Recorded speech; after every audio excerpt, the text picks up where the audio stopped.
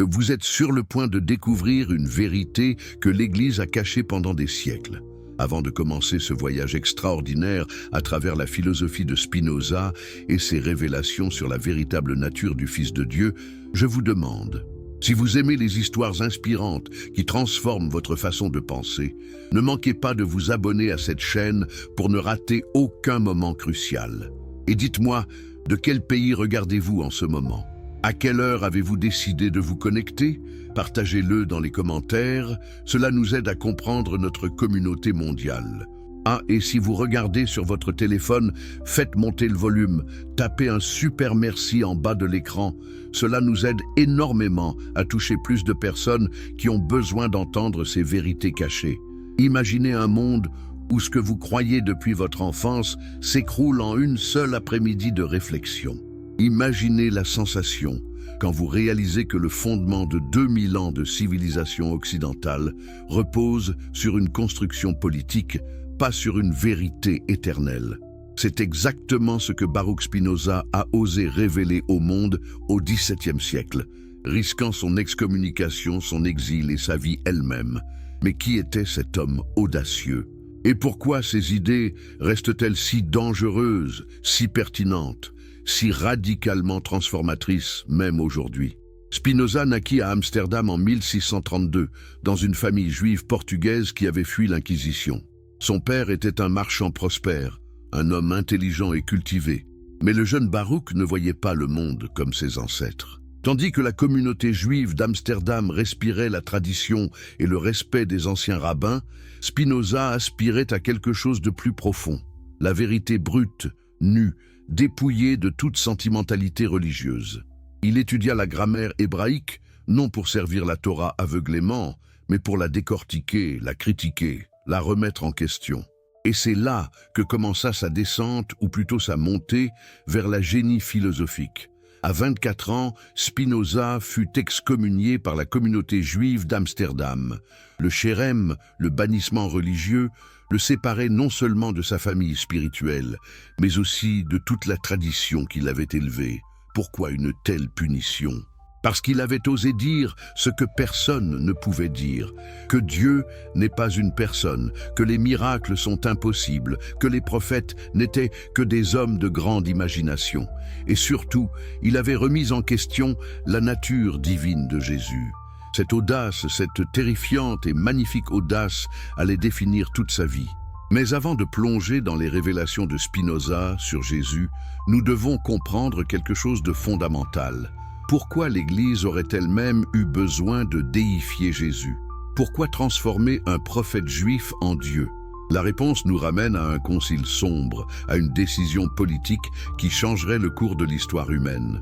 En l'an 325, l'empereur Constantin, qui avait récemment légalisé le christianisme dans l'Empire romain, convoqua le concile de Nicée.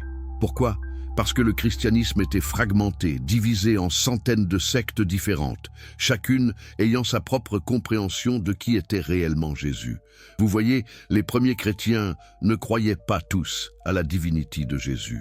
Beaucoup le considéraient comme un prophète exceptionnel, un homme créé par Dieu, oint d'une puissance divine spéciale, mais pas éternelle, pas égal à Dieu. Ils s'appelaient les Ariens, du nom d'Arius, un prêtre égyptien qui osait dire publiquement ce que beaucoup pensaient en secret.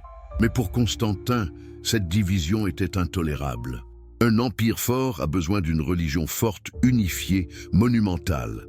Et quel meilleur moyen d'unifier des millions de sujets disparates que de leur donner un Dieu à adorer, un Dieu qui aurait marché sur terre, qui aurait souffert pour eux, qui aurait promis la vie éternelle. Le concile de Nicée décida donc d'une chose extraordinaire. Jésus serait déclaré égal à Dieu éternel, engendré mais non créé, de la même substance que le Père. Attendez, ces termes ne vous paraissent-ils pas étrangement vagues? Comment peut-on être engendré mais non créé? Comment peut-on être de la même substance et en même temps une personne différente? Ces contradictions logiques, qui auraient dû être soulevées par quiconque possède un esprit rationnel, ont été simplement écrasées par le pouvoir politique. Les évêques qui refusaient de signer ce credo furent exilés. Les textes qui contredisaient cette doctrine furent brûlés. Et ainsi, une vérité politique est devenue une vérité religieuse, acceptée pendant près de 2 millénaires sans questionnement véritable. Mais revenons à Spinoza. Comment cet homme extraordinaire a-t-il pu voir à travers ce voile de mensonges qu'on avait tissé pendant des siècles? Comment a-t-il eu le courage intellectuel de regarder la Bible, les évangiles, les dogmes sacrés, et de demander simplement « Cela a-t-il du sens ?» Quelle était sa méthode? Sa force provenait d'une conviction absolue que la raison était la plus haute autorité. Pas la tradition, pas l'autorité de l'Église, pas la peur de l'enfer, simplement la raison, froide, claire, précise comme un scalpel. Spinoza commença par examiner les 4 évangiles. Et que découvrit-il? Des contradictions flagrantes. Allez-vous simplement accepter que 4 témoins différents racontent la même histoire de façon radicalement opposée si vous étiez juriste? Si vous étiez savant? Non, vous poseriez des questions. Vous demanderiez comment ils pourraient tous être véritablement inspirés par le même Dieu. Parce que si Dieu est infini, parfait, omniscient, il ne pourrait pas inspirer 4 textes contradictoires. Un tel Dieu serait imparfait. Prenez le récit de la Nativité. Matthieu dit que Jésus naquit à Bethléem d'une vierge, que des mages de l'Orient vinrent le voir, qu'Hérode voulut le tuer et que Joseph le fuit en Égypte. Luc raconte une histoire complètement différente. Il mentionne les bergers, l'étoile, mais aucun voyage en Égypte. Pire encore, Luc affirme que Jésus et sa famille restèrent à Bethléem puis revinrent à Nazareth en accomplissant la loi. Comment cela peut-il être possible? Comment ces 2 histoires peuvent-elles être vraies simultanément? Elles ne le peuvent pas, quelqu'un ment. Ou plutôt, 2 auteurs inconnus, écrivant des décennies après les événements supposés, inventent des histoires pour soutenir une théologie qu'ils avaient déjà décidée d'avance. Mais ce qui fascine encore plus Spinoza, c'est l'absence complète de mention du miracle du Fils de Dieu dans l'Ancien Testament.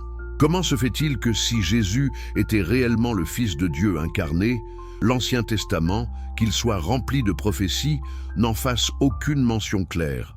Les prophètes parlent d'un Messie qui viendra, certes, mais aucune prophétie ne dit clairement « le Messie sera Dieu incarné ». C'est une conclusion que les premiers chrétiens ont tirée après coup, essayant désespérément de trouver des passages de l'Ancien Testament qui pourraient soutenir leurs convictions. Prenez Isaïe 7,14, la prétendue prophétie du Fils de Dieu. Voici qu'une jeune femme deviendra enceinte et enfantera un fils, et on l'appellera Emmanuel. Attendez, regardez attentivement. Le mot hébreu est Alma, qui signifie simplement jeune femme, pas vierge. C'est la Septante, la traduction grecque de la Bible, qui traduit ce mot par parthénos, vierge, créant ainsi un faux miracle. Et cette erreur de traduction, ou plutôt cette manipulation intentionnelle, a changé le cours de toute la théologie chrétienne. N'est-ce pas extraordinaire? N'est-ce pas troublant? N'est-ce pas révélateur de la vérité que nous cherchons? Et puis, il y a le problème fondamental de la nature humaine de Jésus. Lisez les évangiles sans préjugés. Oui, vraiment lisez-les sans l'épais voile de la théologie enseignée à l'Église. Que voyez-vous? Vous voyez un homme qui a faim, un homme qui a soif, un homme qui a peur, un homme qui ne sait pas tout. Dans Marc 11, 12-13, Jésus a faim et cherche des figues sur un figuier, puis est surpris d'en découvrir aucune. Une créature omnisciente serait-elle surprise? Une créature omnisciente aurait-elle eu besoin de chercher? Aurait-elle eu faim? Dans Jean 11, Jésus pleure la mort de Lazare. Pourquoi pleurer si vous êtes Dieu?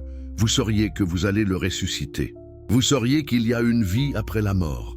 Mais Jésus souffre, il pleure réellement comme tout homme le ferait. Dans Marc 13, 32, Jésus dit « Quant à ce jour ou cette heure, personne ne les connaît, ni les anges du ciel, ni le Fils, mais le Père seul. » Attendez, le Fils ne sait pas quelque chose. Mais un être omniscient ne peut pas ignorer quelque chose. Cette phrase elle-même est une preuve que Jésus n'était pas Dieu. Et le dernier cri de Jésus à la croix, « Mon Dieu, pourquoi m'as-tu abandonné ?» Ces paroles, si poignantes, si humaines, révèlent un profond sentiment de déréliction. Dieu abandonne-t-il Dieu? Une partie de Dieu s'interroge-t-elle sur l'absence d'une autre partie de Dieu? Cela n'a aucun sens. Mais un homme mourant, un homme qui se sent trahi, un homme qui a peur, un homme qui ne sait pas tout, dans Marc 13, 32, Jésus dit « Quant à ce jour ou cette heure, personne ne les connaît, ni les anges du ciel, ni le Fils, mais le Père seul. » Attendez, le Fils ne sait pas quelque chose. Mais un être omniscient ne peut pas ignorer quelque chose. Cette phrase elle-même est une preuve que Jésus n'était pas Dieu. Et le dernier cri de Jésus à la croix, « Mon Dieu, pourquoi m'as-tu abandonné ?» Ces paroles, si poignantes, si humaines, révèlent un profond sentiment de déréliction. Dieu abandonne-t-il Dieu? Une partie de Dieu un homme qui se demande si même Dieu l'a oublié. Cela a un sens. Cela est profondément, tragiquement humain. Spinoza voyait clairement que les auteurs des évangiles avaient créé deux images complètement différentes de Jésus. Parfois, il était pleinement humain, avec toutes les faiblesses humaines. D'autres fois, il était pleinement divin, capable de miracles, connaissant l'avenir, ressuscitant les morts. Ces deux images ne peuvent pas être harmonisées logiquement. On doit en choisir une. Et si vous choisissez la première, si vous acceptez que Jésus était vraiment humain, alors tout s'écroule. La divinité devient une fiction. Maintenant, explorons ensemble cette question fondamentale. D'où venait réellement Jésus? Qui était son père biologique? L'histoire du Concile de Nicée nous a préparés à comprendre que la doctrine fut construite pour des raisons politiques, pas historiques. Mais voyons maintenant ce que les textes eux-mêmes nous disent sur l'origine de Jésus. Premièrement, remarquez quelque chose de fascinant. Marc, l'évangile le plus ancien, écrit environ 35 à 40 ans après la mort de Jésus, ne dit absolument rien sur un miracle de naissance vierge. Il commence simplement « Commencement de l'évangile de Jésus-Christ, Fils de Dieu », selon ce qu'il avait été dit par le prophète Isaïe. Et puis il mentionne Jean le Baptiste, aucun récit de naissance vierge, aucun ange, aucun miracle. Pourquoi? Si cet événement était si central à la nature divine de Jésus, pourquoi Marc l'ignore-t-il complètement? La réponse est simple. Marc ne connaissait pas cette histoire. Personne ne la connaissait à l'époque de Marc. Cette narration a été inventée plus tard, probablement entre 80 et 90 après J.C., par les auteurs de Matthieu et Luc, qui écrivaient pour une audience païenne ignorante des prophéties juives. Pour ces gentils convertis au christianisme, un Dieu qui se réincarne par le biais d'une vierge ressemblait à des histoires qu'ils connaissaient déjà de leurs anciennes religions. Pensez à Persée, né de Danaé et de Zeus. Pensez à Hercule, fils de Zeus et d'une femme mortelle. Pensez à Mithra, dit-on né d'une vierge le 25 décembre. Ces archétypes religieux existaient dans le contexte culturel du monde méditerranéen. Et donc, les rédacteurs d'évangiles les plus tardifs les ont appropriés pour Jésus, le rendant ainsi plus acceptable, plus résonnant avec les attentes religieuses de l'époque. Spinoza pose une question pertinente. Comment l'apôtre Paul, qui était une colonne de l'Église primitive, ne mentionne-t-il jamais la naissance vierge? Paul écrit la majorité de ses lettres avant que les évangiles ne soient écrits. Il prêche Jésus ressuscité à travers tout le monde méditerranéen.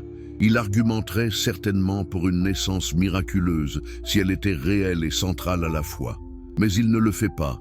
Paul voit Jésus comme ressuscité et exalté à la droite de Dieu, mais pas comme étant littéralement Dieu lui-même. Pour Paul, Jésus était le premier-né de la création, pas le créateur. Et puis, nous devons examiner un fait qui troubla profondément Spinoza. Les gnosticiens et autres sectes chrétiennes primitives, qui furent supprimées par la mainstream ecclésiastique, avaient des compréhensions très différentes de l'incarnation. Les documents de Nag Hammadi, découverts en 1945 mais que Spinoza ne connaissait pas, confirment ce qu'il soupçonnait, qu'il y avait une diversité radicale de croyances dans le christianisme primitif. Certaines sectes croyaient que l'Esprit du Christ descendait sur Jésus au moment du baptême et le quittait avant la crucifixion. D'autres croyaient que Jésus était entièrement divin, un émissaire du Dieu suprême. D'autres encore croyaient qu'il était entièrement humain. Cette pluralité de visions fut écrasée par la force politique du Concile de Nicée et les conciles subséquents. Maintenant, parlons d'une vérité historique que peu d'églises reconnaissent ouvertement. Jésus lui-même semblait surpris par l'idée de sa propre divinité. Quand une femme samaritaine lui dit au puits que le Messie expliquerait toutes choses, Jésus répond simplement « Je suis celui-ci, moi qui te parle ». Pas d'affirmation d'une nature divine, simplement « Je suis le Messie ». Quand Pierre confesse à Jésus « Tu es le Christ, le Fils du Dieu vivant », Jésus ne dit pas « Oui, adorez-moi comme Dieu ». Il répond plutôt « Bienheureux es-tu, Simon, car la chair et le sang ne t'ont pas révélé cela, mais mon Père qui est dans les cieux. » Remarquez le langage. Jésus affirme que Pierre a reçu cette compréhension du Père, impliquant que c'est une révélation spéciale, pas quelque chose d'évident ou de littéralement vrai en soi. Jésus utilise le terme « fils de Dieu » dans le sens juif traditionnel, comme cela s'appliquait à d'autres figures bibliques. Les anges, David, même Israël elle-même, était appelé le fils de Dieu dans l'Ancien Testament. Ce n'était pas une affirmation d'une nature divine unique. En fait, plus perturbant encore, Jésus rejette explicitement d'être appelé « bon ». Dans Marc 10, 18, un jeune homme s'approche de Jésus et dit « Bon maître ». Jésus répond « Pourquoi m'appelles-tu bon? Personne n'est bon si ce n'est Dieu seul. Un être qui est Dieu incarné dirait-il une telle chose? Rejetterait-il un titre qu'il appelle bon? Ou bien cela révèle-t-il qu'un homme humble, moral, inspiré, refuse simplement les titres exagérés qui ont commencé à circuler parmi ses disciples? Spinoza comprenait que la déification de Jésus était un processus lent et politique, pas soudain ou inspiré divinement. Elle commença avec la résurrection. Les disciples de Jésus furent profondément traumatisés par son exécution. Il leur avait dit qu'il était le Messie, le libérateur d'Israël, mais le Messie ne devait pas mourir, et certainement pas mourir aussi honteusement, crucifié entre deux criminels. Pour les disciples, c'était un effondrement psychologique total. Tout ce en quoi ils croyaient s'avait effondré. Mais ensuite, quelque chose se passa. Les disciples affirmèrent avoir vu Jésus vivant après sa mort. Ce qu'ils virent, nous ne le savons pas réellement. Était-ce une apparition corporelle, une vision spirituelle, une hallucination collective née du désespoir? Les récits évangéliques sont tellement contradictoires qu'il est impossible de savoir. Mais quoi qu'il fût, cette expérience restaura leur foi. Et dans l'urgence de ce moment, dans la joie de cette rédemption spirituelle, ils commencèrent à ajuster leur compréhension de qui Jésus était. S'il avait ressuscité des morts, s'il avait vaincu la mort elle-même, ne devait-il pas être plus qu'humain? N'était-il pas le Fils de Dieu d'une manière unique? Ce processus fut accéléré par Paul. Paul, qui ne connaissait pas Jésus personnellement, qui ne parlait probablement pas sa langue, qui comprenait à peine la culture juive malgré sa formation phariséenne, réinterpréta Jésus à travers le prisme de la théologie hellénistique. Pour Paul, Jésus devint progressivement plus divin. Dans ses lettres les plus anciennes, 1 Thessaloniciens, écrite environ 50 après J.B.C., Paul voit Jésus comme le Fils de Dieu qui viendra pour sauver. Mais dans Romains et les autres lettres tardives, Jésus devient quelque chose de plus, une figure cosmique, l'image du Dieu invisible, comme Paul l'écrit dans Colossiens, bien que certains érudits modernes contestent que Paul ait écrit Colossiens. Et c'est ainsi que la divinité de Jésus naquit, non pas de la révélation éternelle, mais de la psychologie humaine, du traumatisme, du désir de consolation et de la politique. C'est une histoire profondément humaine, et c'est la vérité que Spinoza sort si clairement. Maintenant, posons la question qui dérange les croyants depuis des siècles. Si Jésus était vraiment Dieu, pourquoi n'y a-t-il aucune preuve archéologique ou historique en dehors de textes chrétiens? Les empereurs romains, les gouvernants juifs, les historiens grecs et romains contemporains de Jésus et des premiers chrétiens mentionnent si peu à propos de Jésus. Flavius Joseph, l'historien juif du 1er siècle, mentionne Jésus une fois brièvement, et ce passage est presque certainement une addition chrétienne ultérieure. Tacite, historien romain, ne mentionne Jésus qu'une seule fois. Si un Dieu s'était incarné et avait marché sur la terre, ne devrait-on pas s'attendre à beaucoup plus de documentation, beaucoup plus de preuves? Spinoza réalisait que la raison en était simple. Jésus n'était pas si extraordinaire à l'époque. C'était un prophète parmi de nombreux prophètes. La Palestine du 1er siècle fourmillait de figures charismatiques affirmant être des messies, des prophètes, des libérateurs. Jésus en était un parmi plusieurs. Ce qui le rendit spécial fut ce qui se passa après sa mort. La communauté qu'il laissa derrière lui persévéra, grandit et réinterpréta son héritage selon ses besoins spirituels et politiques. N'est-ce pas l'histoire des religions? N'est-ce pas comment Bouddha fut divinisé après sa mort? N'est-ce pas comment les conquérants romains furent déifiés? N'est-ce pas comment les empereurs chinois prirent le titre du Fils du ciel? Chaque culture, chaque civilisation crée des dieux à son image, selon ses besoins, selon ses anxiétés et ses aspirations. Et le christianisme n'était pas différent. Spinoza voyait tout cela avec une clarté que nous devons admirer. Il refusait d'être ébloui par les siècles de tradition, par le poids de l'autorité ecclésiastique, par la peur de l'hérésie. Il simplement regardait les faits, usait sa raison et arrivait aux conclusions inévitables. Jésus était humain, pleinement, complètement humain, extraordinairement moral, extraordinairement inspirant, mais humain. La divinité attribuée à Jésus était une création humaine, pas une réalité éternelle. Et cette compréhension, aussi troublante soit-elle pour les croyants traditionnels, était essentiellement libératrice. Pourquoi ? Parce qu'elle signifiait que vous n'aviez pas besoin d'un Dieu incarné pour être sauvé. Vous n'aviez pas besoin de vénérer une figure historique comme un être suprême. Vous pouviez chercher la vertu à travers votre propre raison, votre propre compréhension de la nature, votre propre effort éthique. Vous pouviez être moral sans croire en un miracle. Vous pouviez être spirituel sans vous soumettre à l'autorité religieuse. C'est ce qui effrayait tant l'Église au sujet de Spinoza. Il ne niait pas Dieu, il n'encourageait pas l'immoralité, il ne prêchait pas l'athéisme. Il prêchait quelque chose de bien plus radical, l'autonomie de la raison humaine. Et cela menaçait le pouvoir institutionnel de l'Église bien plus qu'un athée bruyant n'aurait pu le faire, parce qu'un athée pourrait être brûlé ou emprisonné. Mais une philosophie rationnelle, une méthode de pensée qui s'avérait être plus cohérente et logique que la théologie officielle, cela ne pouvait pas être éradiqué. Elle se propagerait, elle influencerait les penseurs, elle transformerait le monde intellectuel. Et c'est exactement ce qui s'est passé.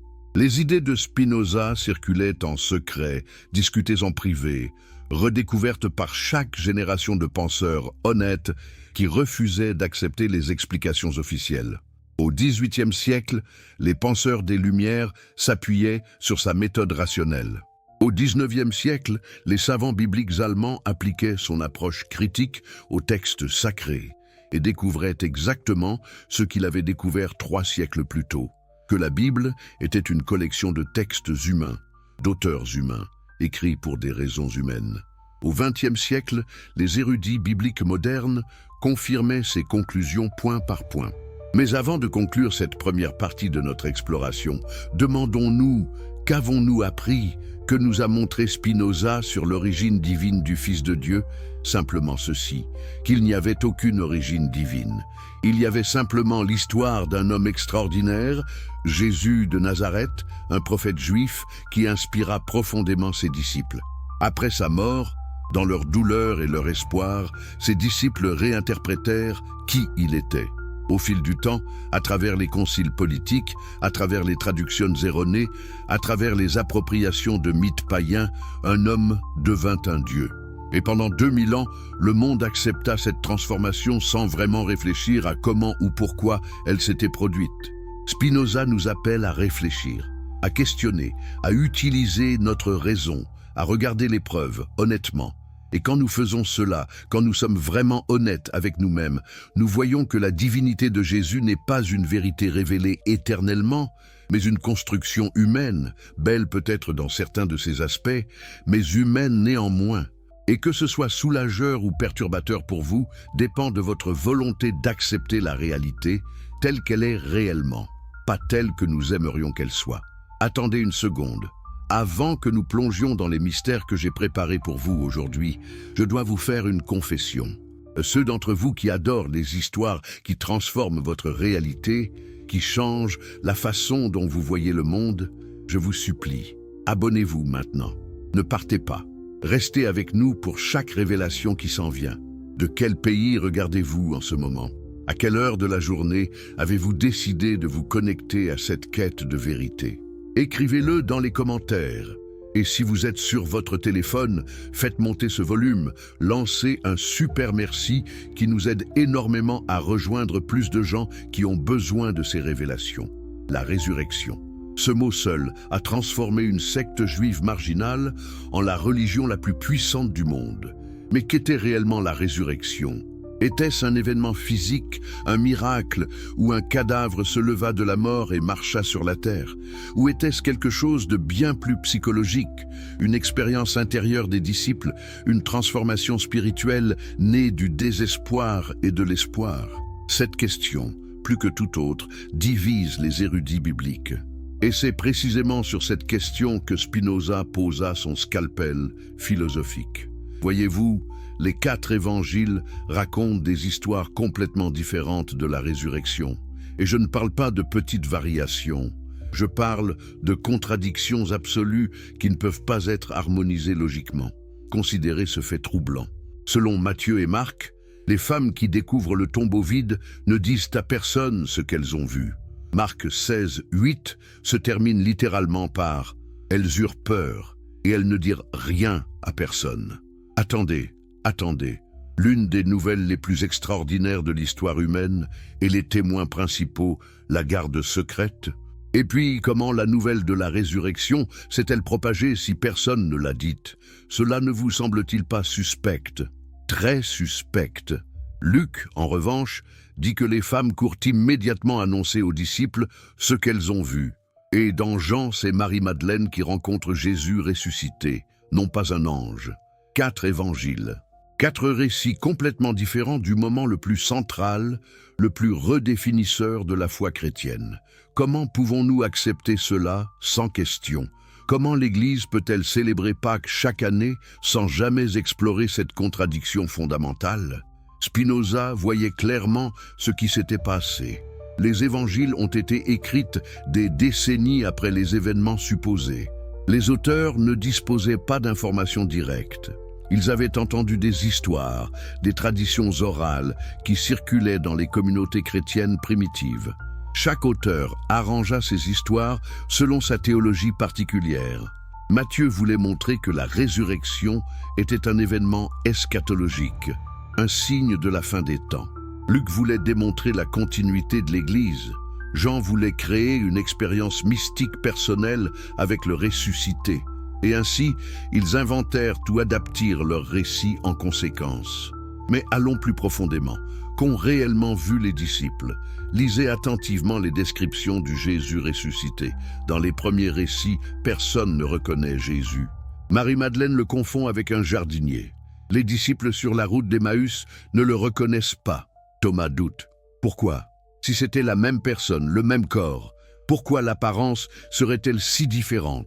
Pourquoi aurait-il fallu une proclamation miracle pour que les gens le reconnaissent? Et puis, il y a les capacités extraordinaires du Jésus ressuscité. Il apparaît dans des salles fermées sans ouvrir les portes. Il matérialise et dématérialise. Il mange du poisson grillé, démontrant qu'il a un corps réel. Mais un instant, un corps réel ne traverse pas les murs. Un corps réel ne disparaît pas et réapparaît. C'est une contradiction interne. Où Jésus avait un corps réel et physique, auquel cas il ne pouvait pas faire ces choses, où il avait un corps spirituel et transcendantal, auquel cas pourquoi manger? Pourquoi les disciples pouvaient-ils le toucher? Les récits de la résurrection sont incohérents parce que les auteurs ne savaient pas réellement ce qu'ils décrivaient. Ils inventaient. Maintenant, Spinoza posa la question la plus pertinente de toutes. Comment ces événements supposément miraculeux ont-ils pu se produire si Dieu ne viole jamais les lois naturelles qu'il a établies?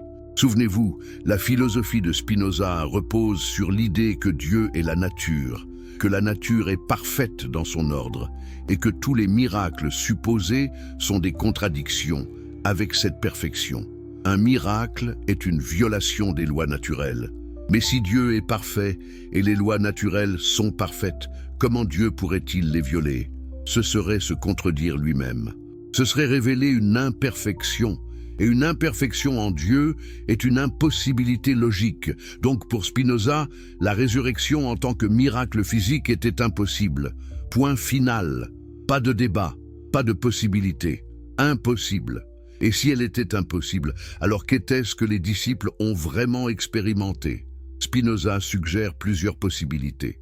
Peut-être qu'ils ont eu des visions, comme Paul le décrit. Paul affirme avoir vu le Jésus ressuscité sur le chemin de Damas, et c'est clairement décrit comme une vision, une lumière éblouissante, une voix. Ce n'était pas une rencontre physique, c'était une expérience mystique intérieure, et peut-être que les autres disciples avaient des expériences similaires. Une vision, un souvenir puissant, une hallucination collective née du traumatisme et du désir. N'oubliez pas, les disciples avaient un besoin psychologique intense de croire que Jésus n'était pas mort. Leur monde s'était effondré. Le Messie en qui ils croyaient avait été exécuté comme un criminel. Toute leur foi, toutes leurs attentes, toute leur compréhension de Dieu et du plan divin avaient été anéanties en quelques heures sur une croix. Dans cet état de traumatisme profond, dans cette noirceur spirituelle absolue, est-il surprenant qu'ils aient expérimenté ce que nous appellerions aujourd'hui une hallucination? N'est-ce pas une explication psychologique claire et rationnelle de ce qui s'est passé? Et notez ceci, quelque chose que très peu de théologiens explorent. Les apparitions du Jésus ressuscité cessent soudainement. Après 40 jours, selon Luc, il disparaît définitivement. Aucune autre apparition documentée. Pourquoi? Si la résurrection était un événement réel et vérifiable, ne devrait-on pas s'attendre à ce que le Jésus ressuscité apparaisse à un conseil du Sanhédrin, à l'empereur romain, à des milliers de personnes? Pourquoi seules quelques personnes, toutes déjà croyantes, auraient-elles vu le ressuscité? Une vraie résurrection serait la preuve la plus évidente, la plus irrésistible de la divinité. Mais au lieu de cela, c'est un événement privé, vu seulement par les convertis déjà engagés. C'est exactement ce à quoi vous vous attendriez si c'était une expérience psychologique intérieure, pas un événement objectif.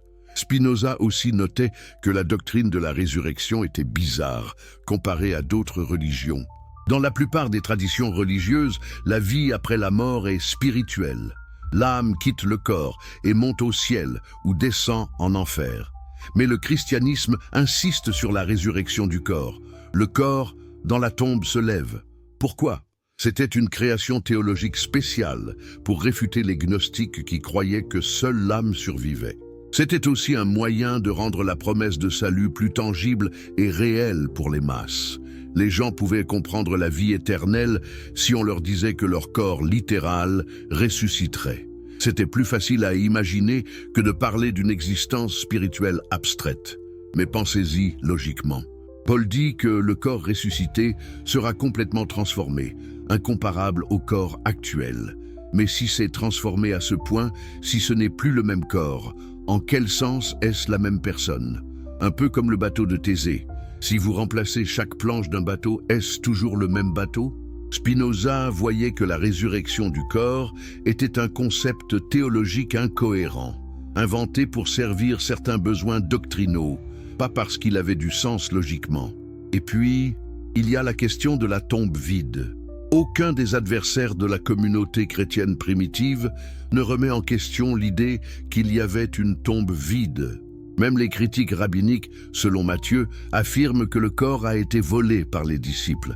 Attendez, cela admet l'absence du corps. Si le corps était toujours dans la tombe, pourquoi les critiques ne pointeraient-ils pas simplement vers le corps? Pourquoi inventer une explication du vol? Cela suggère que, de façon ou d'une autre, la tombe était réellement vide. Mais un tombeau vide ne prouve pas une résurrection. Il pourrait signifier que le corps fut volé, mauve, enterré ailleurs ou disposé d'une autre manière. Les possibilités naturelles sont nombreuses. Seule la possibilité surnaturelle, la résurrection, exige un miracle qui viole les lois de la nature. Maintenant, transition vers une question plus profonde que Spinoza explora.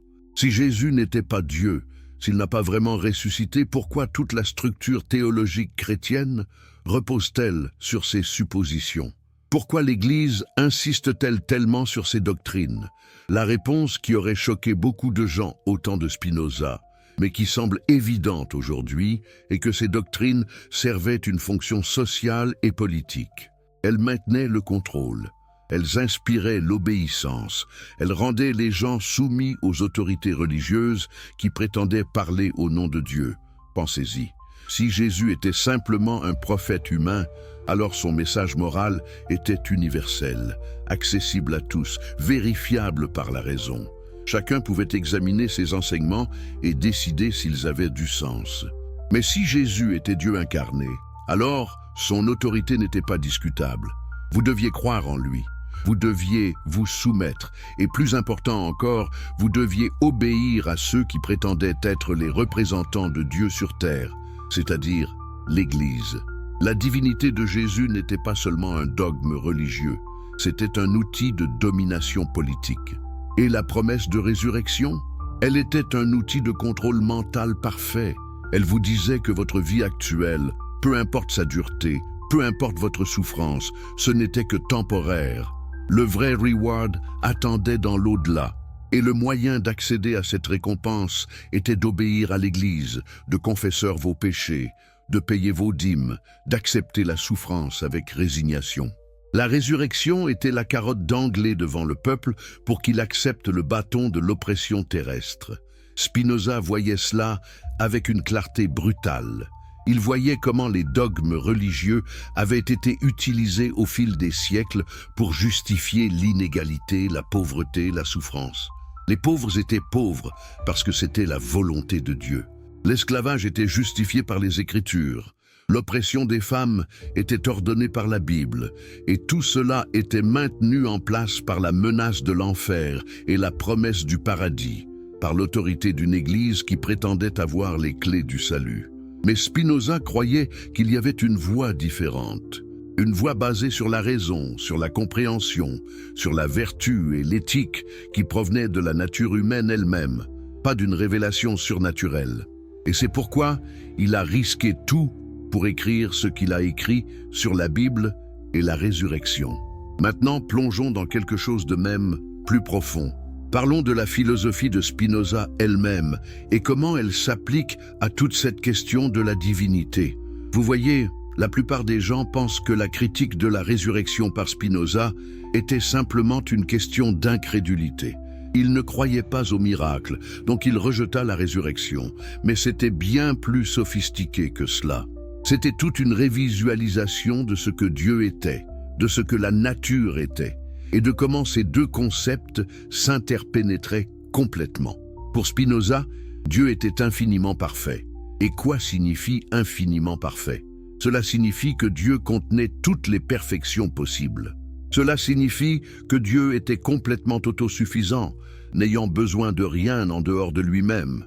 Et surtout, cela signifiait que Dieu était totalement complet, sans possibilité d'ajouter, de retrancher ou de changer. Dieu ne pouvait pas créer sans être créé. Dieu ne pouvait pas évoluer. Dieu n'était pas une personne avec des sentiments, des intentions, des plans qui changeaient. Dieu était l'ordre permanent et éternel de la réalité. Et la nature, pour Spinoza, la nature était Dieu. Non pas que Dieu habitait la nature, ou créait la nature comme quelque chose d'extérieur à lui-même. Dieu et la nature étaient identiques. L'univers, avec tous ses phénomènes physiques, ses lois mathématiques, ses processus naturels, c'était Dieu se manifestant à lui-même. Toutes les lois de la physique, toute la structure de la réalité, c'était Dieu, en essence, complètement, nécessairement. Maintenant, qu'est-ce que cela impliquait pour les miracles? Tout. Cela l'impliquait tout. Si Dieu était la nature, et la nature opérait selon des lois fixes et éternelles, alors les miracles, qui sont par définition des violations de ces lois, seraient en contradiction avec la nature de Dieu lui-même. Un miracle serait un moment où Dieu violait sa propre nature, un moment où Dieu était imparfait, un moment où les lois de la réalité s'écrouleraient et se reconstruisaient selon le caprice d'une divinité impérieuse. Mais cela contredirait tout ce que nous savons de Dieu, tout ce que nous expérimentons de la nature. La nature ne fait pas exception à ces lois. Et si Dieu est la nature, Dieu ne peut pas non plus. Et qu'en était-il des prophètes? Comment une personne humaine pouvait-elle recevoir une révélation surnaturelle si Dieu agissait toujours à travers les lois naturelles? Comment Dieu pouvait-il parler à Moïse ou à Jésus d'une manière spéciale si cela violait les lois naturelles? Spinoza répondait que les prophètes n'avaient pas reçu de révélation surnaturelle du tout. Ils possédaient simplement une imagination exceptionnelle, une compréhension puissante de la moralité et de Dieu. Moïse comprenait la psychologie humaine et avait le génie d'un législateur. Jésus comprenait profondément la vertu et l'amour. Leurs esprits s'accordaient à l'ordre naturel de manière exceptionnelle, mais ce n'était pas miraculeux. C'était simplement la manifestation de talents humains extraordinaires. Et voici la partie révolutionnaire. Spinoza affirmait que quiconque comprenait vraiment la nature comprenait Dieu. Et quiconque comprenait Dieu n'avait pas besoin de l'Église, n'avait pas besoin des prêtres, n'avait pas besoin de l'autorité religieuse. Parce que comprendre Dieu était un acte direct de la raison, quelque chose qu'on faisait individuellement, personnellement. Cela transformait complètement la structure du pouvoir religieux. Soudainement, le monopole de l'Église sur le salut était brisé. C'est pourquoi Spinoza était si dangereux. Ce n'était pas simplement qu'il niait les miracles. C'était qu'il proposait un chemin vers Dieu qui contournait complètement l'institution religieuse. Et les institutions religieuses ne pourraient jamais pardonner cela. Maintenant, parlons de la christologie politique de manière encore plus approfondie. Parce que comprendre comment Jésus devint Dieu exige de comprendre exactement comment le pouvoir politique fonctionnait dans le monde antique. Voyez-vous, Constantin n'était pas un homme pieux qui cherchait simplement la vérité religieuse quand il convoqua le concile de Nicée en 325. C'était un politicien pragmatique qui avait besoin de contrôler un mouvement religieux croissant qui menaçait la stabilité de son empire. Au IVe siècle, l'Église chrétienne croissait à une vitesse extraordinaire. C'était passé de quelques milliers de croyants marginalisés à des millions de personnes à travers tout l'Empire. Et ce mouvement était, chaotique. Les différentes communautés croyaient des choses complètement différentes. Les églises d'Orient avaient des pratiques différentes des églises d'Occident.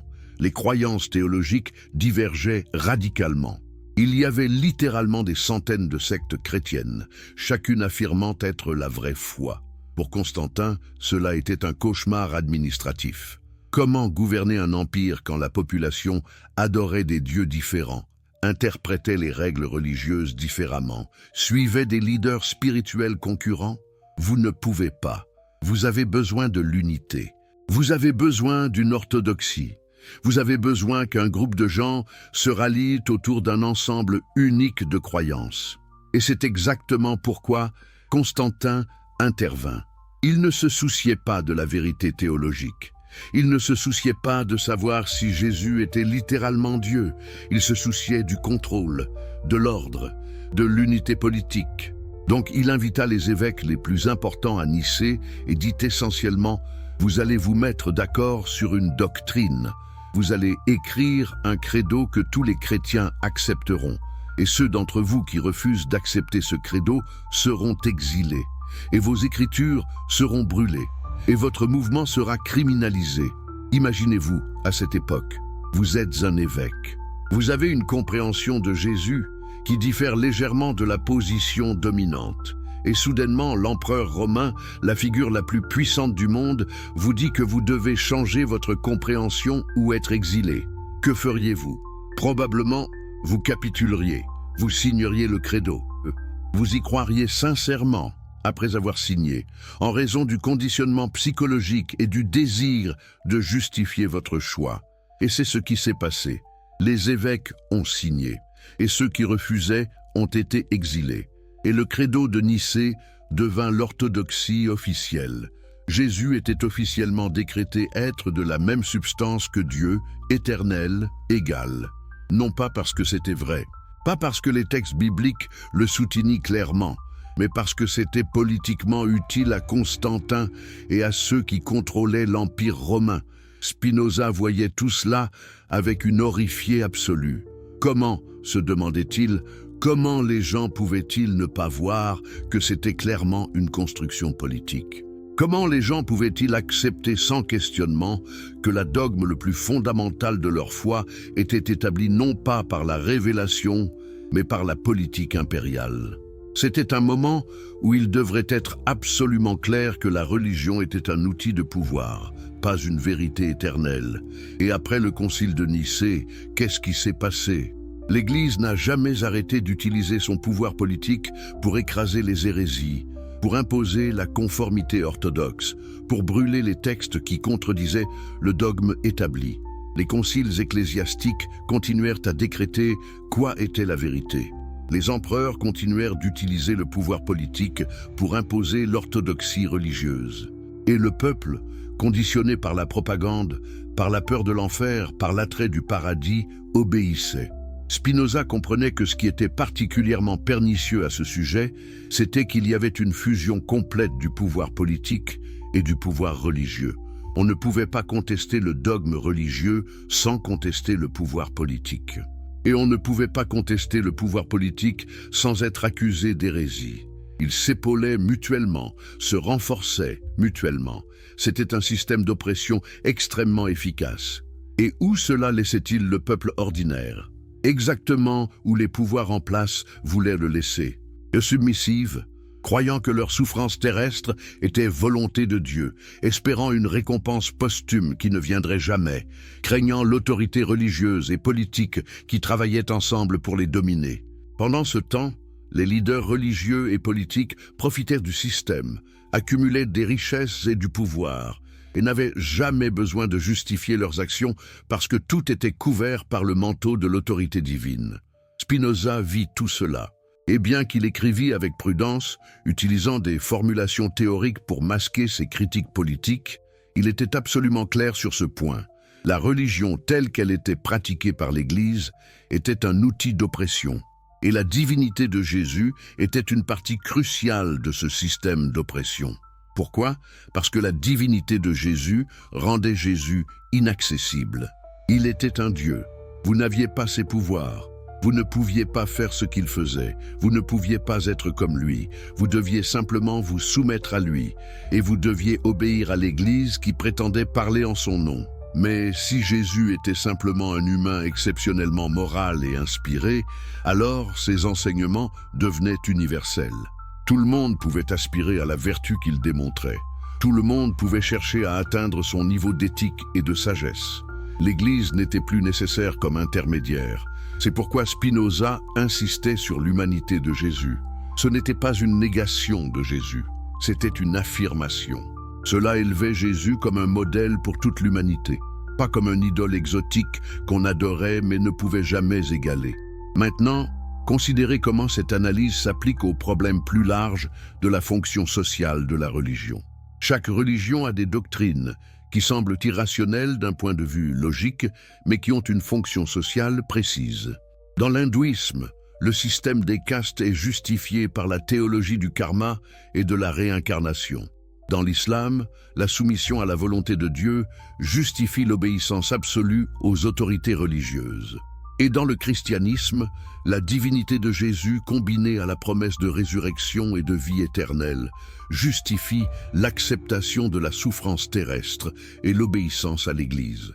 Chacune de ces doctrines est sophistiquée, chacune a des justifications théologiques élaborées, mais sous toute la sophistication théologique, il y a une fonction sociale simple: maintenir les structures de pouvoir, justifier l'inégalité, conditionner le peuple à accepter l'oppression.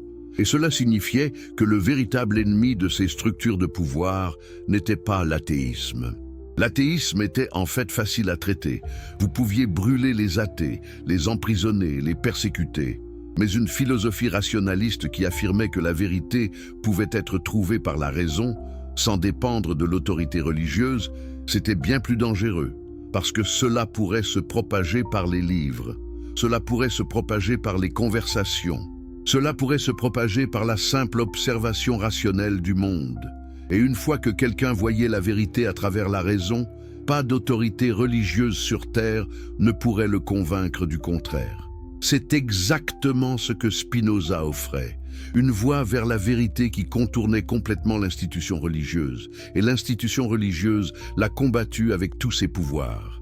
Mais même dans sa vie, Spinoza savait que ses idées survivraient. Bien que la plupart de ses travaux aient été censurés, bien qu'il ait été excommié, bien qu'il ait vécu dans une relative obscurité en tant que praticien des lentilles optiques. Ses idées circulaient. Les penseurs en secret les lisaient, les savants les discutaient. Et après sa mort, même si une grande partie de son travail fut mise à l'index des livres interdits par l'Église catholique, ses idées ne pouvaient pas être arrêtées. Parce que, comprenez-vous, l'idée que Jésus était humain, que les miracles violaient les lois naturelles, que la religion était un outil social, que la raison était supérieure à l'autorité religieuse, cette idée, une fois libérée dans le monde, ne pouvait pas être capturée de nouveau. Elle s'est propagée, elle a influencé les Lumières, elle a fondé la critique de la raison pure de Kant.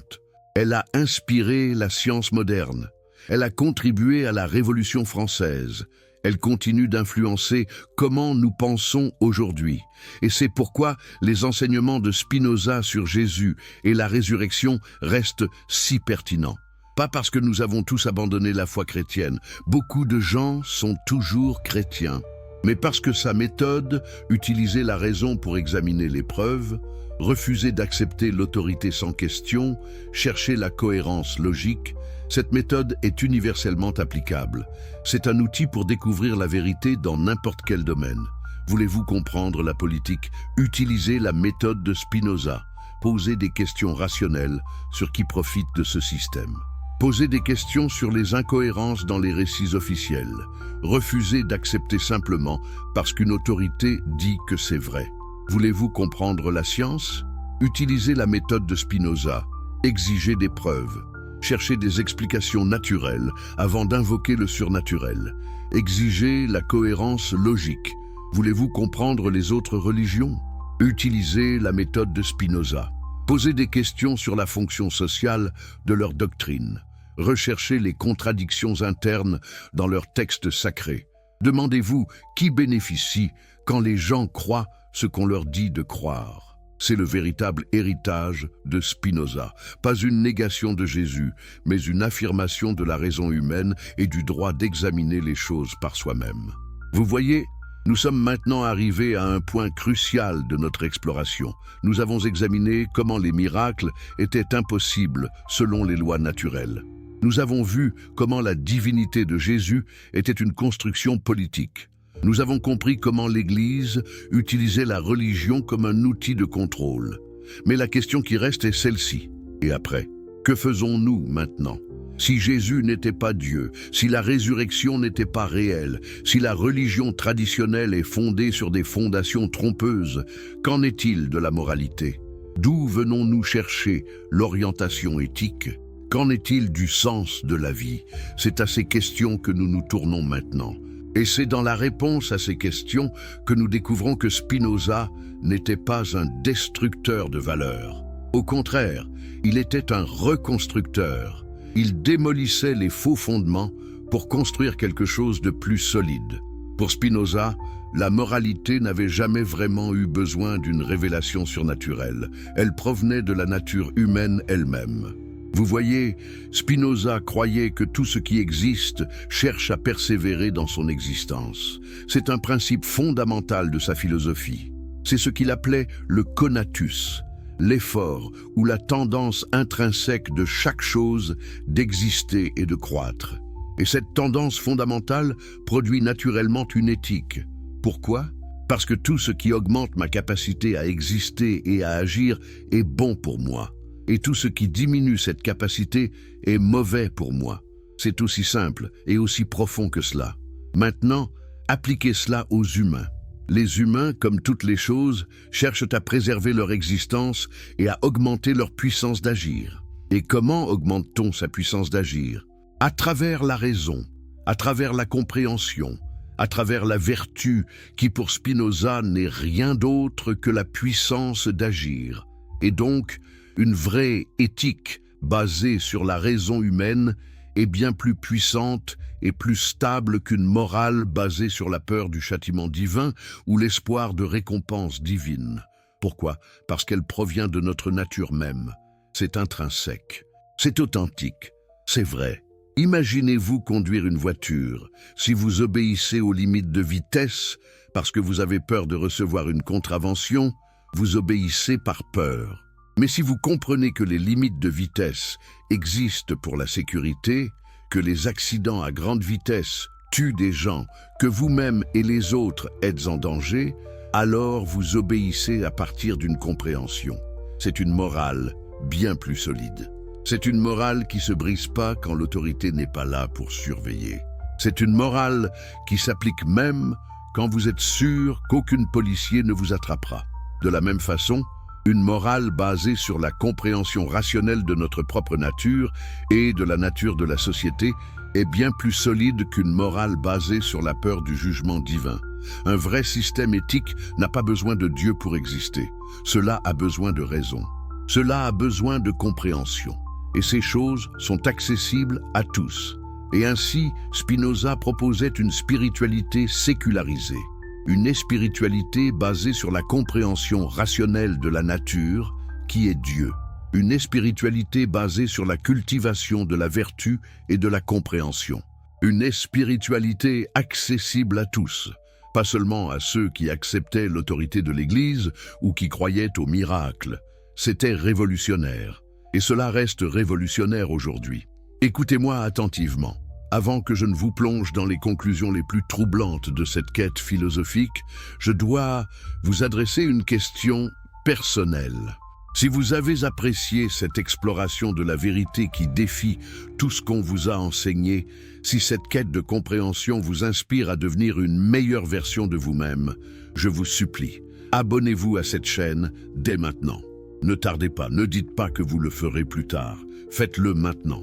Nous créons du contenu qui transforme la conscience et nous avons besoin de vous pour nous aider à le partager avec le monde. Dites-moi, de quel pays regardez-vous en ce moment? Quelle est l'heure où vous avez décidé de vous connecter à cette vérité? Écrivez-le dans les commentaires, cela nous aide à comprendre notre communauté mondiale. Et si vous regardez sur votre téléphone, faites monter le volume, lancez un super merci en bas. Cela nous aide énormément à rejoindre plus de personnes qui ont besoin de ces révélations. Nous avons décortiqué les fondations du christianisme traditionnel. Nous avons vu comment Jésus fut transformé d'un prophète humain en un Dieu politique. Nous avons examiné comment les miracles sont impossibles, comment la résurrection était probablement une expérience psychologique, comment la doctrine du Fils de Dieu servait à maintenir le pouvoir ecclésiastique. Mais maintenant, nous devons nous poser une question bien plus perturbante. Si tout cela est vrai, si le fondement du christianisme repose sur des mensonges politiques, quelles sont les conséquences? Comment cela devrait-il transformer notre compréhension de la moralité, de la responsabilité, de la liberté et du sens de la vie? C'est ici que la philosophie de Spinoza devient non seulement intellectuellement satisfaisante, mais aussi profondément libératrice. Parce que Spinoza ne vous laisse pas suspendu dans un vide nihiliste après avoir démoli vos croyances. Il vous offre quelque chose de plus solide, quelque chose d'enraciné dans la réalité même de l'existence humaine. Voyez-vous, pendant 2000 ans, l'Église chrétienne a construit une structure dans laquelle votre responsabilité morale dépendait entièrement d'une autorité externe. Vous n'aviez pas à penser par vous-même. Vous n'aviez pas à discerner le bien du mal. L'Église le faisait pour vous. Les prêtres interprétèrent la Bible. Ils vous disaient ce qui était péché. Ils vous disaient ce qui était juste. Ils vous absolvaient de vos culpabilités. Vous étiez essentiellement des enfants qui devaient être guidés par les parents spirituels de l'Église. Et c'était confortable, n'est-ce pas? Cela l'était. C'était tellement plus facile de simplement obéir que de penser par soi-même. C'était tellement plus rassurant de croire que quelqu'un d'autre avait réponse à toutes les questions existentielles fondamentales. C'était tellement plus simple de suivre les règles plutôt que de développer votre propre conscience morale. Mais était-ce vraiment une bénédiction? Ou était-ce un esclavage spirituel déguisé en amour divin? Spinoza croyait que c'était un esclavage. Il croyait que le but ultime de la vie humaine était la liberté. Non pas la liberté au sens politique, bien que ce fût important, mais la liberté au sens profond, philosophique, la liberté de penser, la liberté de faire des choix basés sur votre propre compréhension. la liberté de devenir pleinement humain, d'actualiser complètement votre potentiel, de passer de l'esclavage des passions ignorantes à la maîtrise rationnelle de votre propre existence. Et pour Spinoza, cette liberté était impossible tant que vous étiez attaché à des autorités religieuses. Tant que vous croyiez qu'un prêtre avait le pouvoir d'absoudre votre culpabilité, vous donniez à ce prêtre un pouvoir sur votre âme.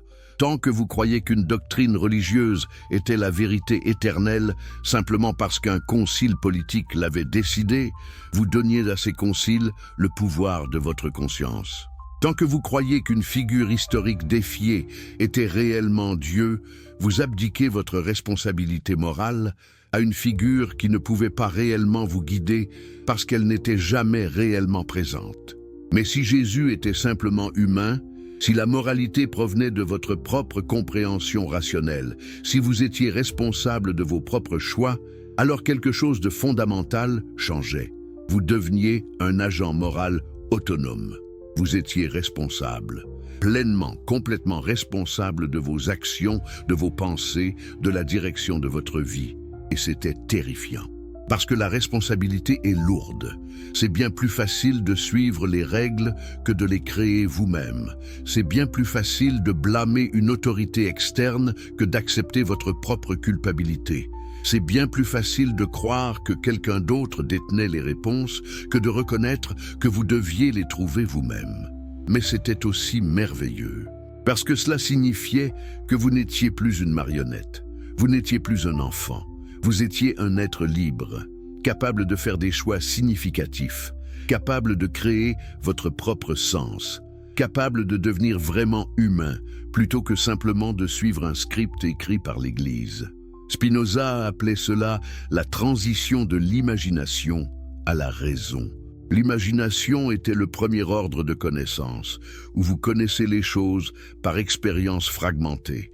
Vous voyez un feu, vous avez peur. Vous entendez un prêtre dire quelque chose, vous croyez. Vous avez une envie, vous la satisfaites. Vous êtes mu par des forces externes, par vos appétits immédiats, par ce que quelqu'un vous dit. C'est la condition naturelle de presque tout le monde. Mais il y avait une voie supérieure. Il y avait la raison. La raison était le deuxième ordre de connaissance où vous comprenez les choses à travers des concepts universels, à travers la logique, à travers la compréhension de la causalité.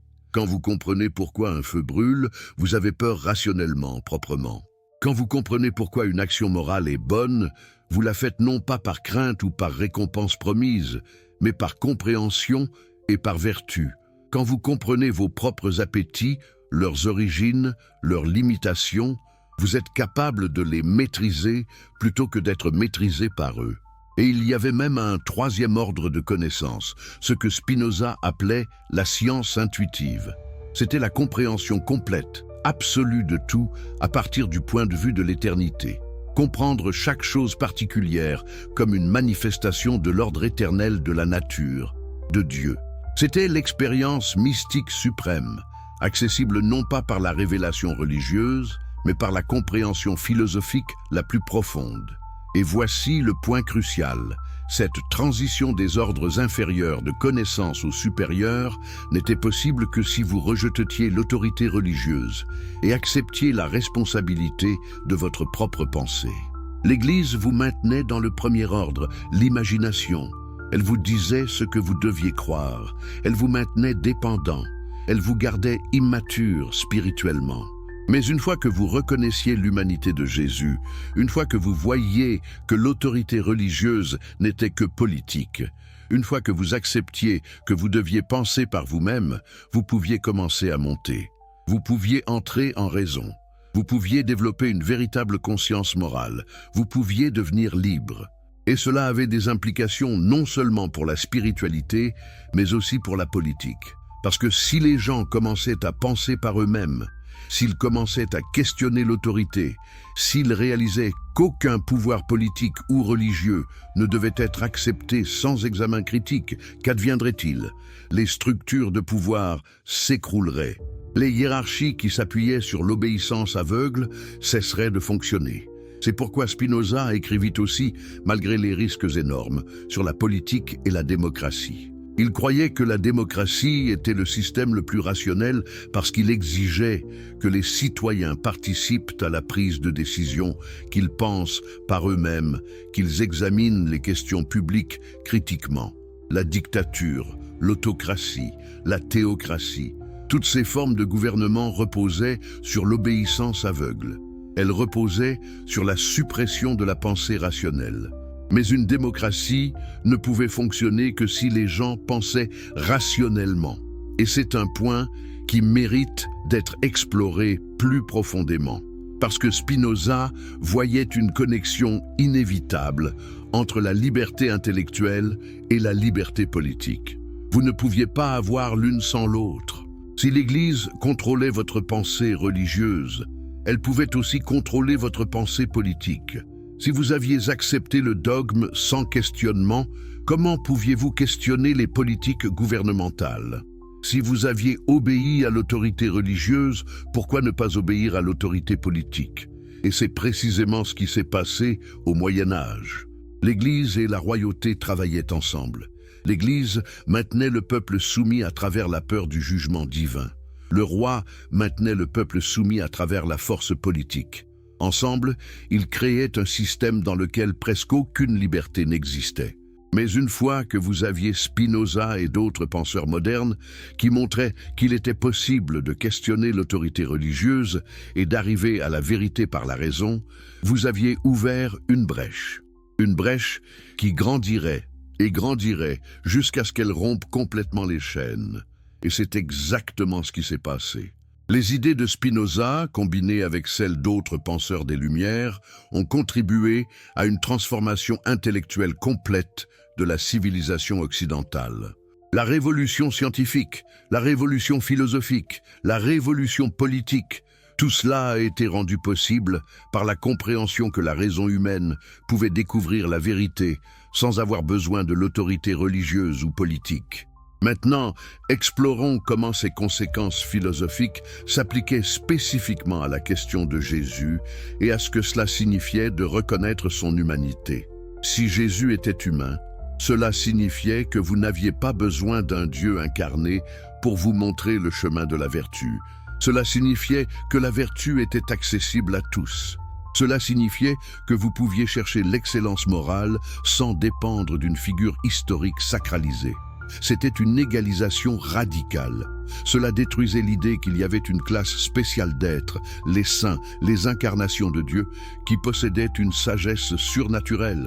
Non, il y avait simplement des humains. Certains étaient plus vertueux que d'autres. Mais la vertu était une question de compréhension et d'effort, pas de grâce divine ou de révélation surnaturelle. Et cela avait des implications énormes pour l'éthique. Parce que si l'éthique reposait sur la vertu humaine plutôt que sur la divination divine, alors elle pouvait être comprise rationnellement. Elle n'était pas mystérieuse, elle n'était pas basée sur la foi. Elle était basée sur la compréhension de ce qui favorisait vraiment l'existence humaine, ce qui permettait à l'humain de prospérer, ce qui augmentait notre capacité à vivre et à créer. Pour Spinoza, l'éthique qui provenait de cette compréhension était bien plus puissante que l'éthique qui provenait de la peur ou de la promesse de récompense. Pourquoi? Parce qu'elle était internalisée.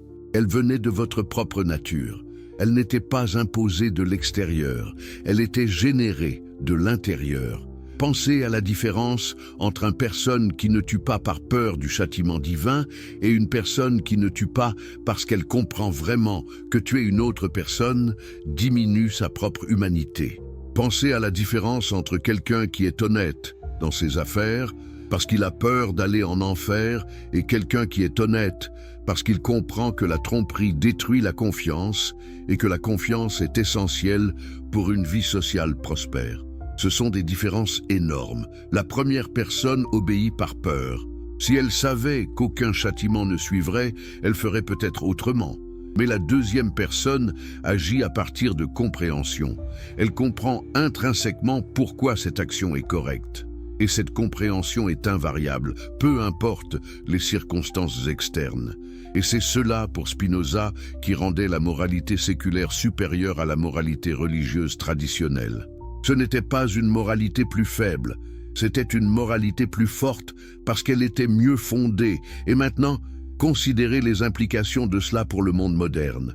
Nous vivons dans un temps où la croyance religieuse traditionnelle a diminué dans de nombreuses parties du monde. De moins en moins de gens croient en la divinité littérale de Jésus. De moins en moins de gens croient aux miracles. De moins en moins de gens acceptent l'autorité de l'Église sans question. Qu'arrive-t-il à la moralité? Beaucoup de conservateurs religieux crient que c'est la décadence morale, que sans Dieu, sans la peur du jugement divin, la société s'écroule, que nous glissons dans le nihilisme et l'immoralité. Mais les données disent autre chose. Les sociétés les plus laïques du monde, les sociétés qui ont largement rejeté la moralité religieuse traditionnelle, comme la Scandinavie, ont certains des taux de criminalité les plus bas. Elles ont certains des meilleurs systèmes d'éducation. Elles ont certaines des meilleures conditions de vie pour leurs citoyens. Et pourquoi? Parce que leur moralité est basée sur la raison et la compréhension, pas sur la peur et la récompense promise. C'est une validation empirique directe de la prédiction de Spinoza. Une fois que les gens sont libérés de la domination religieuse autoritaire, une fois qu'ils commencent à penser par eux-mêmes, ils peuvent développer une moralité qui est à la fois plus rationnelle et plus efficace. Ils deviennent plus vertueux, pas moins, parce que leur vertu vient de la compréhension plutôt que de la coercition. Et cela nous amène à une question plus profonde encore. Si l'humanité de Jésus libère les gens de l'autorité religieuse, et si cette libération crée une moralité plus forte, alors reconnaître que Jésus était humain n'était pas une attaque contre la moralité. C'était un service à la moralité. C'était un acte profondément moral de défendre la raison et la liberté. C'est pourquoi Spinoza lui-même n'était pas un nihiliste ou un immoraliste. Il était un éthicien. Son ouvrage le plus célèbre s'appelle « Éthique ». Et dans cet ouvrage, il propose un système d'éthique qui vise à montrer comment vivre une bonne vie, comment devenir vertueux, comment persévérer dans l'existence de la manière la plus puissante et la plus complète possible. Et cette éthique ne repose pas sur Dieu, elle ne repose pas sur les miracles, elle ne repose pas sur Jésus. Elle repose sur la compréhension de notre propre nature et de la nature du monde. Et elle est accessible à tous. Chrétiens, musulmans, juifs, athées, peu importe votre croyance religieuse, vous pouvez vivre une vie éthique vertueuse en comprenant votre propre nature et en agissant à partir de cette compréhension. C'était le message de Spinoza. Ce n'était pas une négation de la spiritualité, c'était une transformation. Une transformation de la spiritualité autoritaire centrée sur l'obéissance et la peur vers une spiritualité personnelle, centrée sur la compréhension et la liberté. De la spiritualité de l'esclave vers la spiritualité de l'homme libre. Et maintenant, nous devons nous demander quelles sont les implications de cela pour notre compréhension contemporaine de la religion et de l'athéisme. Parce que la dichotomie moderne entre la foi religieuse et l'athéisme est dans beaucoup de façons une fausse dichotomie que Spinoza aurait rejetée. Spinoza n'était pas un athée. Il croyait en Dieu avec une intensité qui dépassait celle de beaucoup de croyants religieux traditionnels. Mais son Dieu n'était pas le Dieu de la Bible. Ce n'était pas un être personnel, avec des sentiments et des intentions. C'était l'ordre éternel de la nature.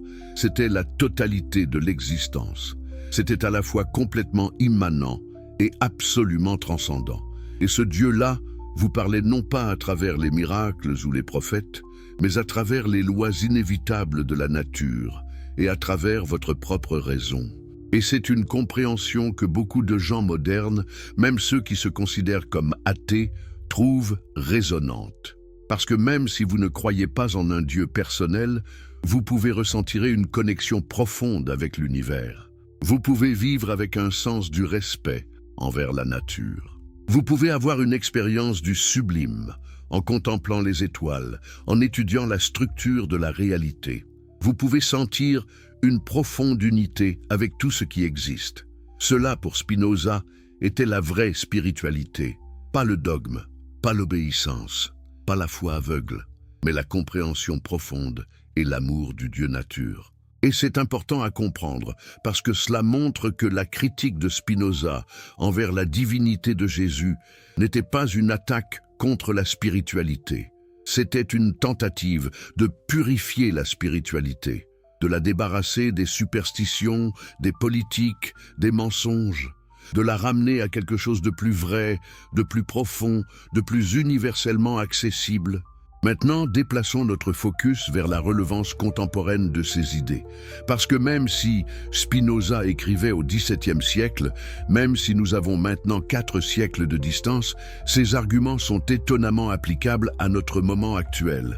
En fait, on pourrait soutenir qu'ils sont même plus pertinents aujourd'hui qu'ils ne l'ont jamais été. Pourquoi ? Parce que le monde actuel est confronté à une crise épistémologique majeure, une crise de l'autorité. De moins en moins de gens acceptent automatiquement ce que les autorités établies leur disent. Et c'est une bonne chose. C'est un signe de maturation intellectuelle. Mais cela crée aussi un vide. Si nous ne pouvons pas faire confiance aux institutions, si nous ne pouvons pas faire confiance aux autorités religieuses, si nous ne pouvons pas faire confiance à la politique, où allons-nous trouver la vérité? La réponse de Spinoza était à l'intérieur, à travers votre propre raison, à travers l'examen critique, à travers une méthode de pensée systématique et logique qui commence par les principes les plus simples et les plus certains et en déduit les conclusions. Cette méthode, s'appliquer avec honnêteté et rigueur, mène à la vérité. Non pas à une vérité qui vous est imposée par une autorité, mais à une vérité que vous découvrez vous-même. Et c'est remarquablement pertinent aujourd'hui quand nous vivons dans l'ère de la désinformation. Nous vivons dans une époque où les faits sont contestés, où les théories du complot prolifèrent, où les gens reçoivent des informations contradictoires de différentes sources et ne savent pas qui croire. Qu'est-ce qui pourrait nous aider à naviguer dans ce chaos? Exactement ce que Spinoza proposa. Une méthode rationnelle d'examen critique des preuves. Si vous examinez un claim, peu importe qu'il fait, en demandant « est-ce que cela a du sens logiquement? Est-ce que c'est cohérent avec d'autres vérités que je sais? Est-ce que les preuves soutiennent vraiment cette conclusion ou ai-je simplement cru parce que quelqu'un que j'aime ou crains me l'a dit ?» Si vous posez ces questions, vous vous appliquez la méthode de Spinoza. Et cette méthode vous mènera à la vérité plus fiablement que de simplement accepter ce qu'on vous dit. Et cela s'applique particulièrement à la religion, parce que le fondamentalisme religieux est un problème énorme dans le monde moderne. Que ce soit le fondamentalisme chrétien, musulman, juif ou hindou, le problème de base est le même, l'acceptation non questionnée d'une autorité religieuse. C'est précisément contre cela que Spinoza protestait. Il y a des chrétiens fondamentalistes aujourd'hui qui croient en une divinité littérale de Jésus. Ils construisent toute leur vision du monde autour de cette croyance. Ils rejettent les découvertes scientifiques si elles contredisent leur compréhension de la Bible. Ils combattent les changements sociaux s'ils ne s'alignent pas avec leur interprétation du christianisme. Et beaucoup d'entre eux feraient du mal à d'autres, y compris à d'autres chrétiens, s'ils en avaient le pouvoir, parce qu'ils croient que leur compréhension religieuse est absolument vraie. Mais il y a aussi des fondamentalistes athées. Des gens qui rejettent complètement la religiosité et qui construisent une vision du monde entièrement autour du matérialisme scientifique strict. Ces gens aussi peuvent devenir dogmatiques. Ces gens aussi peuvent rejeter les formes de compréhension qui ne correspondent pas à leur idéologie. Et ces gens aussi peuvent causer du dégât. Ce que Spinoza proposait était un chemin du milieu, une voie de rationalité qui n'était pas hostile à la spiritualité, une voie qui exigeait que tout soit examiné rationnellement, y compris les prétentions religieuses, mais qui reconnaissait aussi que la spiritualité, la connexion au sacré, était une part importante de l'expérience humaine. Et c'est ce que le monde moderne a besoin. Une forme de religiosité qui n'est pas fondée sur l'autorité aveugle. Une forme de spiritualité qui valorise la raison. Une forme de foi qui peut survivre à l'examen critique. Or, comment cela s'applique-t-il spécifiquement à la question de Jésus et de sa divinité? Si nous reconnaissons que Jésus était humain, cela ouvre la possibilité d'une compréhension du christianisme qui n'est pas fondée sur un miracle, d'une compréhension qui voit Jésus comme un maître éthique remarquable dont les enseignements sur l'amour, la compassion et la justice restent pertinents aujourd'hui, mais sans exiger la croyance en l'impossible, sans exiger que vous rejetiez votre raison. Et c'est une possibilité énorme, parce que cela signifie que les gens pourraient rester chrétiens culturellement, pourraient continuer à valoriser l'héritage du christianisme, pourraient même continuer à appeler Jésus inspirant et divin dans un sens métaphorique, tout en acceptant la réalité scientifique, tout en se servant de leur raison, tout en pensant par eux-mêmes. C'est ce que les théologiens modernes appellent le Jésus de l'histoire ou le Jésus historique. Et c'est précisément ce que Spinoza proposait au XVIIe siècle, que nous récupérions le Jésus réel de l'histoire, avant que la théologie politisée ne le transforme en quelque chose de surhumain et d'impossible. Et il y a une beauté dans ce Jésus-là. Il y a une beauté dans la figure d'un homme qui, confronté à l'injustice, à la domination, à la douleur, choisit l'amour, qui choisit la compassion, qui choisit de servir les autres, qui accepte même sa propre mort plutôt que de revenir sur ses principes. Ce Jésus n'est pas moins inspirant parce qu'il était humain. En beaucoup de façons, il est plus inspirant. Parce que cela montre que ce genre de vertu est possible pour les humains. C'est possible pour vous, et c'est une critique importante du christianisme traditionnel. Le christianisme traditionnel, avec sa insistance sur la divinité de Jésus, rendait ces vertus inaccessibles. Oh bien sûr, on vous disait d'être aimant et compatissant comme Jésus. Mais comment pouviez-vous vraiment être comme Jésus si Jésus était Dieu? Comment pouviez-vous vraiment le suivre si vous étiez humain et il était divin? Il y avait un abîme infranchissable entre lui et vous. Mais si Jésus était simplement humain, un humain remarquable certes, mais humain néanmoins, alors son exemple était réellement accessible. Vous pouviez aspirer à être comme lui. Vous pouviez chercher à atteindre sa sagesse, sa vertu, sa compassion. Il n'était pas une figure à adorer à distance. Il était un exemple à suivre. Et c'est transformateur, c'est émancipateur. C'est ce que le message de Jésus devrait être, un message d'espoir et d'inspiration, pas un obstacle à votre propre liberté et responsabilité. Maintenant, considérez comment cela s'applique à la crise de confiance dans les autorités religieuses contemporaines. Nous vivons à une époque où les scandales cléricaux ont choqué le monde. Des prêtres qui abusent d'enfants, des cardinaux qui couvrent ces abus, des papes qui semblent plus préoccupés par la préservation de l'institution que par la justice. Comment ces autorités religieuses peuvent-elles prétendre parler au nom de Dieu? Comment peuvent-elles prétendre avoir l'autorité morale d'interpréter le divin? Pour beaucoup de gens, cela a été une occasion de questionner la prétention même de l'autorité religieuse. Et c'est exactement ce que Spinoza vous appellerait à faire. Ne pas simplement accepter que ce qu'on vous dit par ces autorités est vrai. Examinez-le, questionnez-le, demandez-vous s'il a du sens. Et s'il ne le fait pas, refusez de l'accepter, peu importe qui le dit. Et cela nous amène à la question de la conscience collective de la société. Parce que ce qui s'est passé au cours des 3 derniers siècles, depuis Spinoza jusqu'à maintenant, c'est que lentement, graduellement, les sociétés occidentales ont commencé à se dégager de la domination du christianisme traditionnel. Ce n'était pas instantané, ce n'était pas facile. Il y avait énorme résistance de la part de l'Église. Il y avait déni et peur et tentative de suppresser les nouvelles idées. Mais graduellement, les idées d'hommes comme Spinoza se propageaient, et le résultat était une transformation fondamentale de la civilisation occidentale. La science progresse en rejetant l'autorité religieuse et en se demandant simplement qu'observe-t-on réellement. La démocratie progresse en reconnaissant que les gens sont capables de penser par eux-mêmes et de prendre des décisions rationnelles. Les droits humains progressent en reconnaissant la dignité inhérente de chaque personne, pas basée sur son statut religieux ou son rang social. Tout cela est un mouvement vers la liberté, vers la raison, vers une compréhension plus véridique de la réalité. Et Spinoza était un pionnier dans ce mouvement.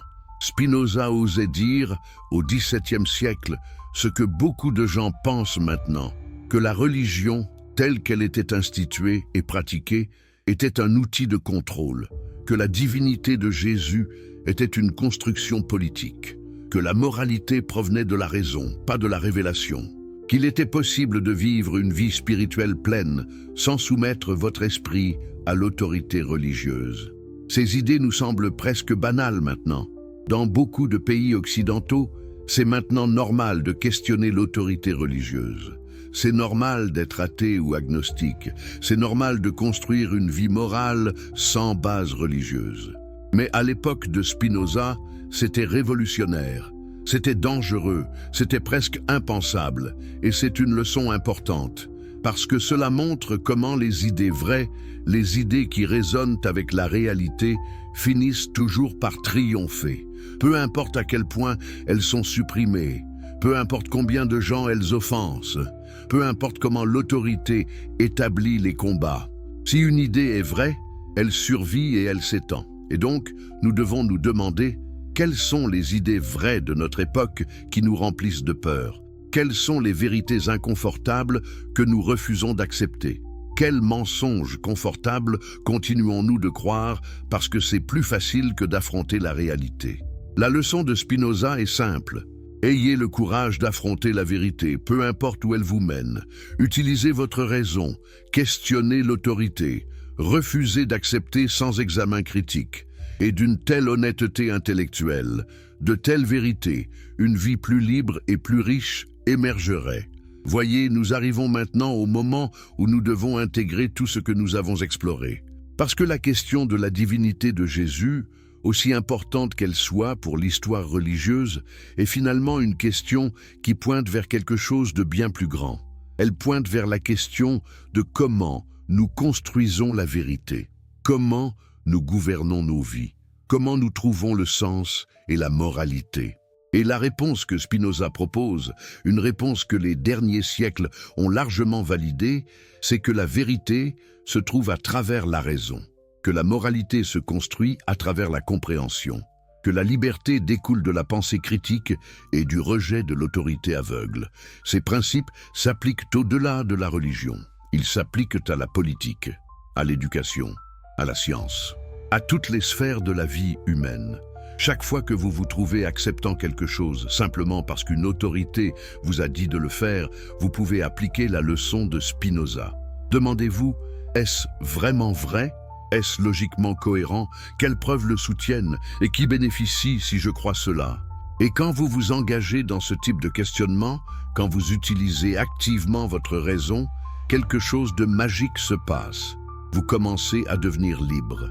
Libéré du dogme, libéré de la superstition, libéré de la domination des autorités qui vous maintiennent immatures. Vous commencez à devenir une personne intégrale, un agent moral autonome capable de penser et de choisir par vous-même. Et c'est cela, finalement, que Spinoza nous offrait. C'est ce don que nous devons accepter, non pas simplement comme une théorie abstraite, mais comme une pratique vivante, une manière de vivre réellement libre. En conclusion, en synthèse finale de cette exploration profonde et troublante de la pensée de Spinoza sur Jésus et la divinité, nous devons reconnaître que nous ne sommes pas revenus au point de départ. Nous sommes allés quelque part. Nous sommes allés dans un endroit où la confortable acceptation de la tradition religieuse n'était plus possible. Nous sommes allés dans un endroit où nous devons accepter pleine responsabilité de nos pensées et de nos actions. Nous sommes allés dans un endroit où la liberté devient possible. Et oui, cela peut être terrifiant. La liberté est toujours un peu terrifiante. Quand vous êtes un enfant et votre parent vous dit quoi faire, c'est simple, vous n'avez pas à penser. Quand vous devenez adulte et vous devez prendre vos propres décisions, c'est compliqué, c'est effrayant, c'est responsabilisant. Mais c'est aussi merveilleux, parce que c'est la condition de la dignité humaine. C'est la condition de l'authenticité, c'est la condition de la vertu véritable. Et c'est ce que Spinoza comprenait. C'est ce qu'il osait affirmer dans un monde où l'Église avait le pouvoir quasi absolu sur les esprits des humains. C'est ce qu'il défendait au prix de son propre bien-être, de son propre statut social, même de sa propre vie. Et c'est pourquoi ces idées survivent, c'est pourquoi elles restent pertinentes. C'est pourquoi elles vous parlaient même maintenant, 400 ans après qu'il les écrite, dans une époque qu'il ne pouvait pas imaginer. Parce que la quête de la vérité ne change pas. La lutte pour la liberté intellectuelle ne change pas. L'aspiration humaine à comprendre le monde et notre place dans le monde ne change pas. Et les outils pour y parvenir, les outils que Spinoza nous a donnés, restent aussi efficaces aujourd'hui qu'ils l'ont jamais été. Donc, en terminant cette quête philosophique complexe, je vous laisse avec une question, un défi. Non pas une affirmation qui vous est imposée, mais une question que vous devez vous poser vous-même. Si Jésus était humain, si le miracle n'était pas vrai, si la divinité était une construction politique, qu'est-ce que cela signifie pour vous? Comment changeriez-vous votre vie? Quelles croyances remettriez-vous en question? Quelles autorités questionneriez-vous? Où iriez-vous chercher la vérité? Et plus profondément encore, avez-vous le courage d'être honnête avec vous-même? D'accepter les conclusions vers lesquelles la raison vous mène, même si elles sont inconfortables? D'affirmer votre propre pensée contre l'autorité établie? C'est cela, la vraie leçon de Spinoza. Pas une réponse qui vous est donnée, mais une capacité qui vous est restituée. La capacité de penser, la capacité de questionner, la capacité de choisir librement. Et c'est cette capacité qui peut transformer le monde.